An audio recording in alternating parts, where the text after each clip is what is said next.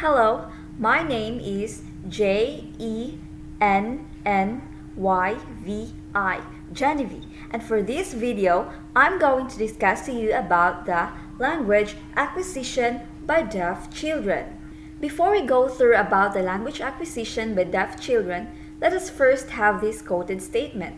Children isolated from speech need not to be deprived of language. They acquire linguistic skills in as much as the same way as children who hear. It means that even deaf children isn't able to communicate verbally, they could still manage to cope with language acquisition the same way at the same level as normal children. Contemporary linguists have argued that the ability to learn language is more than an ordinary human skill. It is biologically based. Language is something we are born knowing how to know. Yet the hypothesis that there are biological underpinnings to human linguistic ability does not explain everything. There may be indeed an innate language capacity, a so-called universal grammar. But despite that, there is no universal language according to Mayer R. 1991, because a child may end up a native speaker of any roughly 4,000 languages. Given that our innate language capacity does not prescribe a particular language, but instead sets the boundaries of class of possible languages, what precisely is the relation between nature and nurture in language acquisition? What do nature and nurture each contribute when a child is acquiring a language? This question is easy to ask but very difficult to answer. Did you know? According to a study on deaf children whose linguistic experiences are very different from those of hearing population, turns out that a child who has no access to spoken language will readily acquire a sign language, and that a child deprived of both spoken and signed language sometimes invents his or her own gestural system of communication. Studies on deaf children make it clear that human linguistic competence is in some sense deeper than the mode of expression. Language can assume that either the vocal or the gestural mode as circumstances dictate. In other words, although we are biologically equipped to use language, we are not biologically limited to speech. Now, let us go through the evidences of innateness. First, we have the all known languages share certain organizational principles. Several lines of evidences support the notion that a child has a biologically based capacity to learn language. At first, what is most striking about the world's languages is their diversity, but closer to study uncovers many universal elements. All known languages share certain organizational principles. For example, in all languages, sentences have a hierarchical structure. Words are grouped into phrases, and phrases are combined to form sentences. And in no language are the words simply strung together like pearls on a necklace. Noam Chomsky of the Massachusetts Institute of Technology has observed that it is easy to invent syntactic rules that seem reasonable, but that occur in no known language.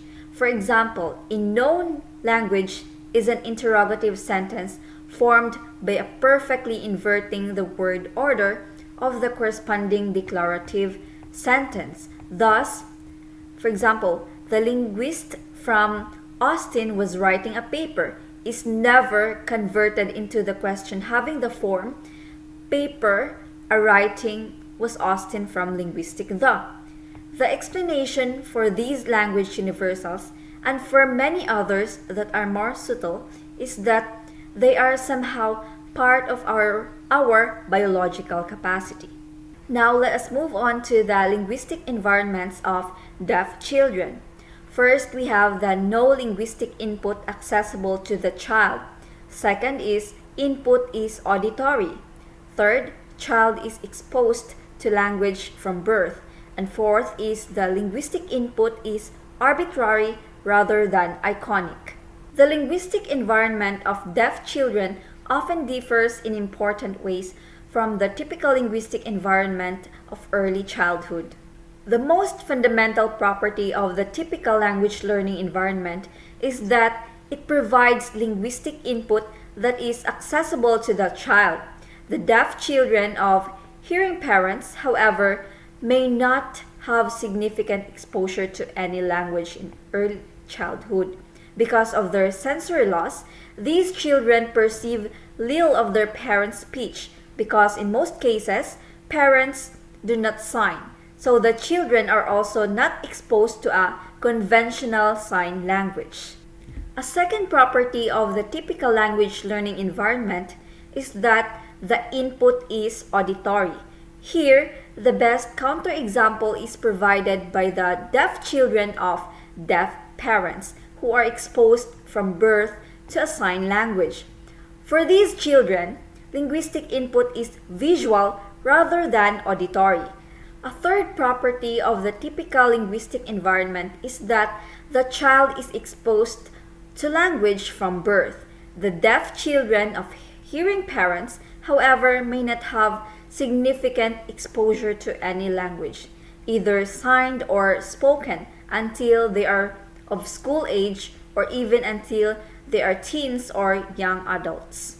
A fourth property is that linguistic input is arbitrary rather than iconic. Although there are exemptions, most spoken words do not sound like the things or actions or concepts they represent. Some sign languages however, have many iconic signs, or at least the signs seem iconic to adults. To know further how deaf child acquires language, let's watch this video. Did you know that a child's brain is 90% developed by age 5? This is why language foundation must happen from ages 0 to 5. There are different ways you can start building a language foundation with your deaf child. Let's take a look at some of the building blocks. With eye contact, you can connect with your child. And before your child acquires language, you can use gestures and rhythm to introduce and install different concepts. Your child can also pick up information from their surrounding environment. Bit by bit, with love, patience, and commitment, all of this will lead to your deaf child achieving language milestones, such as forming words, short phrases, longer sentences, and ultimately, fluency. This is how your deaf child acquires American Sign Language. Now, let's proceed to the next subtopic, which is the absence of linguistic stimuli. More than 90% of prelingually deaf children are born to hearing parents. Because of their sensory loss, these children are largely deprived of exposure to a spoken language. Acquiring speech is for them a long, frustrating, and difficult endeavor. But many of them have had no alternative but to try. Until recently, the education of deaf emphasized speech training to the exclusion of sign language. Hearing parents were discouraged from signing to their children and were told that the use of sign language would impede their child's progress in learning English. Consequently, the deaf children of hearing parents who were deprived of exposure to spoken language by biology were deprived of exposure to sign language by society. Although children in this situation had little exposure to language, they presumably wished to communicate with their parents and others. So how did they accomplish this? The answer is that they invented their own gestural systems of communication. Now let us discuss about the native signer. The linguistic environment for deaf children born into deaf families differs from the typical language learning environment in one crucial respect. The children are exposed to a gestural language, not a spoken one. In United States and much of Canada, the gestural language is American Sign Language. So the question is, does the acquisition of sign language differ from that of a spoken language?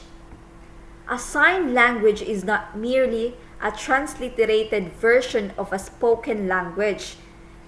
ASL, for example, is a complete and well-informed language whose grammar is quite distinct from that of English. It developed naturally within the American deaf community and is not mutually intelligible with the sign languages used elsewhere, including those used in other English-speaking countries. That ASL is a language in its own right and is organized sound, the same principles as other languages might lead one to expect that it would be acquired like any other.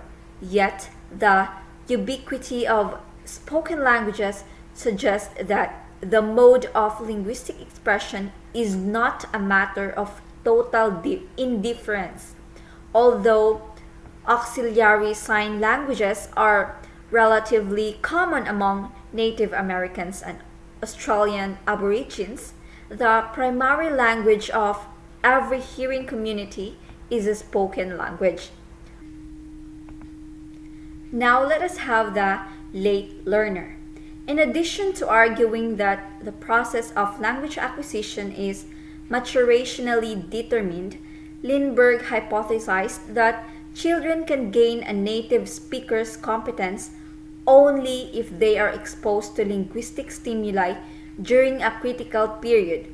He argued that this period, whose boundaries are presumably set by neurological development, extends roughly from the age of 2, when the children begin using two-word combinations, to 13, or the onset of puberty.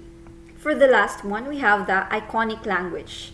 Only rarely is it possible to infer the meaning of an English word from its sound. The occasional onomatopoeic word, such as bow wow or meow, is the exception rather than the rule. More typical is a word such as give. Nothing about it in any way resembles the action of transferring an object from one person's possession to another's. Before I conclude my report, let us first watch a video about the research spotlight on language development in deaf children conducted by BUSED. How do young children learn new words? While this seems like a simple task, in fact, the process of connecting a new word to its meaning is remarkably complex. For hearing children, learning new words involves connecting the language they hear with the objects and events they see in the world around them. Recently, research has revealed some very precise timings during which words can be learned. Specifically, labeling objects when either the parent or child is holding the object and when the object is front and center in the child's view creates these optimal moments for word learning. Now consider the situation for deaf children learning sign language, for whom all information, that is both language input and information about the surrounding world, is perceived via the single modality of vision. So instead of integrating two forms of input, deaf children must learn to alternate their visual attention, which really means shifting their eye gaze back and forth at the exact right times to get to that sweet spot of connecting new signs to their meaning. And in fact, eye gaze turns out to be at the very center of language learning for deaf children. But how do deaf children learn to alternate and manage their gaze to perceive both language and visual information? What is the role of language in acquiring these skills? And how can parents, who are in most cases new to deafness and sign language, learn to interact with their deaf children in a way that optimizes language? These are the overarching questions that guide my research program.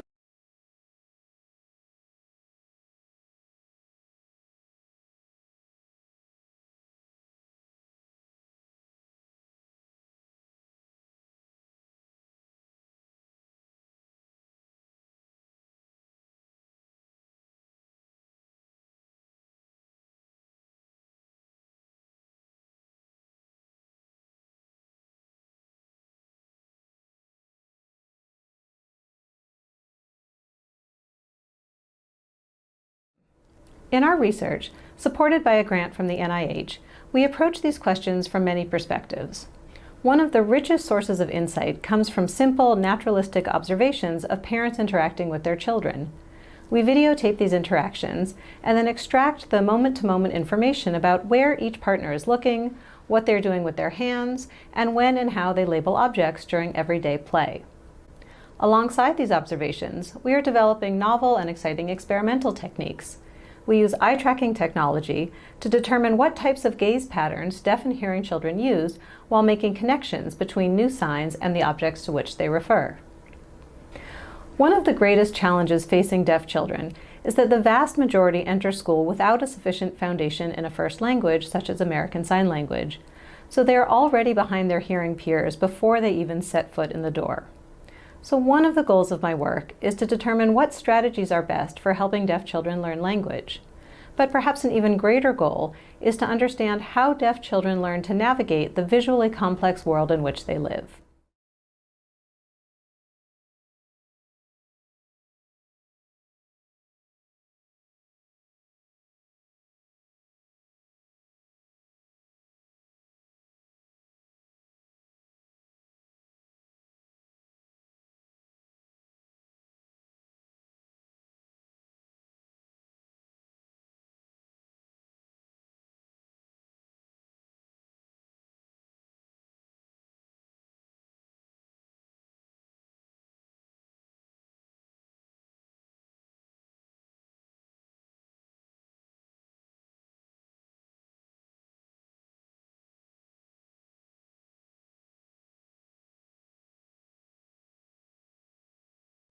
For deaf children, without looking, there really is no language.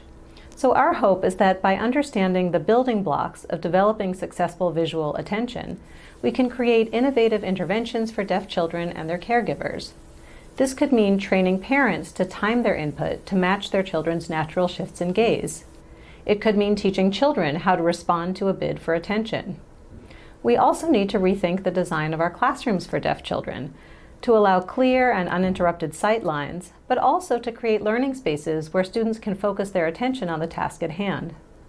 We envision a lifetime of successful learning for our deaf students. So while these are some far-reaching outcomes, they're ones that we think are attainable if we can understand how children develop these skills in the early years of life. In conclusion, as we have seen, the linguistic properties of ASL and the demography of the signing community allow us to ask interesting questions about the relation between linguistic input and language development.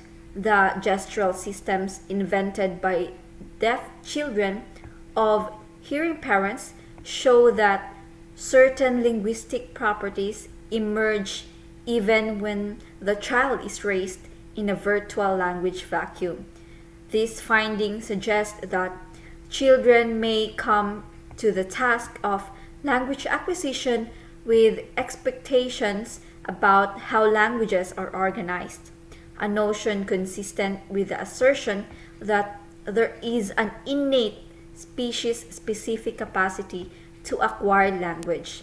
On the other hand, we have also seen that children's expectations about language are not so constraining that they find it harder to learn a sign language than to learn a spoken language. The acquisition process itself is relatively dependent on modality. Acquisition for a language, whether signed or spoken, follows a single maturational schedule. Finally, we have seen that children are quite insensitive to certain properties of their linguistic input. Adult learners of ASL are charmed by the iconicity of some signs, but children appear to be oblivious to it. It may be that their expectations about language lead to attend to some aspects of their linguistic input and not to others. Deaf language learners provide a remarkable opportunity to investigate the child's ability to acquire and even to create language, but we must always remember that one reason they do so is that they have so often been denied input from a natural sign language such as ASL. That ends my report. Thank you for tuning in.